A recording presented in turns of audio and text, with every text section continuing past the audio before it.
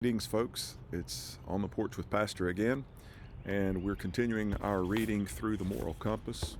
And today's entry is one called The Seed. One warm autumn day, a little girl dropped a seed into a hole in the ground, covered it up, and waited for her flower to grow. But before long, the winter snows arrived and left a thick white blanket all over the ground, and the poor seed could not grow at all.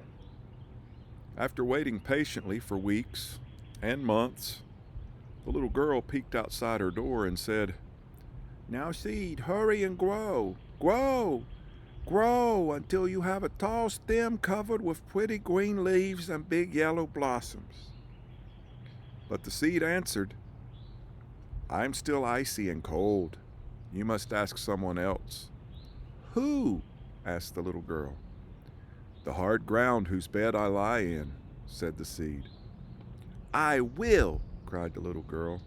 "Ground, ground, won't you grow soft so my little seed can be warm and grow into a flower?" But the ground answered, "You must ask someone else." "Who?" asked the little girl. "The snow who covers me," said the ground. "I will," cried the little girl. "Snow, snow, won't you melt away so the ground can grow soft and my little seed can be warm and grow into a flower?" But the snow answered, "You must ask someone else." "Who?" asked the little girl. "The sun that melts me," said the snow. "I will," cried the little girl. "Sun, sun, won't you come out so the snow will melt and the ground can grow soft and my little seed can be warm and grow into a flower?" But the sun answered, "You must ask someone else." "Who?" asked the little girl. "The clouds that cover me," said the sun. I got them mixed up there for a second. I knew this was a bad idea. Oh my goodness. "The clouds that cover me," said the sun.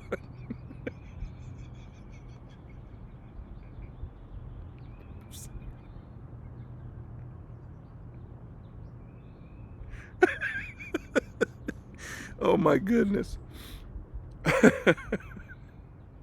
Forgive me. "I will," cried the little girl. "Clouds, clouds, won't you go away so the sun can come out and the snow will melt and the ground will grow soft and my little seed can be warm and grow into a flower?"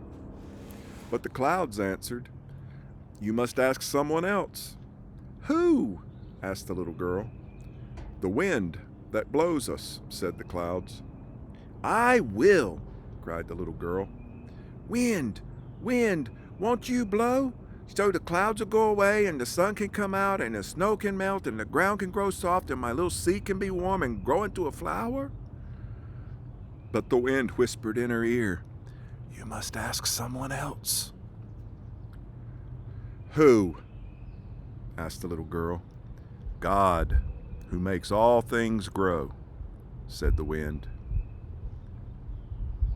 "I will," cried the little girl. "I should have thought of that." So she got down on her knees and folded her hands and prayed.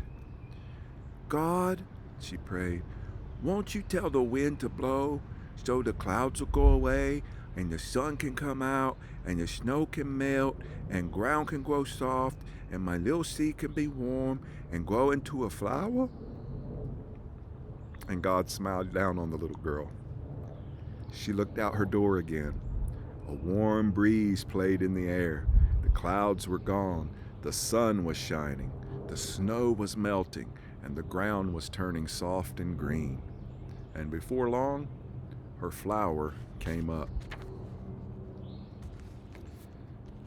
This is a simple illustration of sometimes how, even in faith, we can sow our seeds looking for a harvest. But when we sow in the greatest of faith, we all can tend to grow impatient.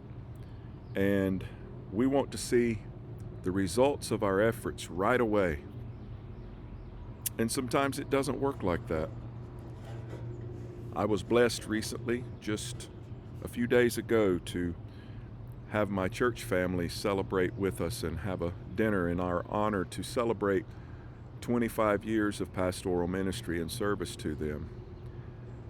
And that was such a blessing to us all to get to celebrate together. And it wasn't just to honor me, it was to honor what God has done with us, for truly He's knit our hearts together. And I could not have been there 25 years had they not chosen to have me for 25 years, which I think is the greater of this, as it is that they would have me for 25 years, not that I would have them. They're great people. But in thinking back on those 25 years, I think that often I have, in sowing, grown impatient. And God's had to remind me, just as this little girl in the story, that He has all things appointed in their season. And we sow our seeds in faith, but it is indeed God who makes it grow. And He uses many different methods, many different ways of watering the seed and preparing the soil and bringing the right circumstances together to help that seed to grow and become what He's purposed it to grow and become.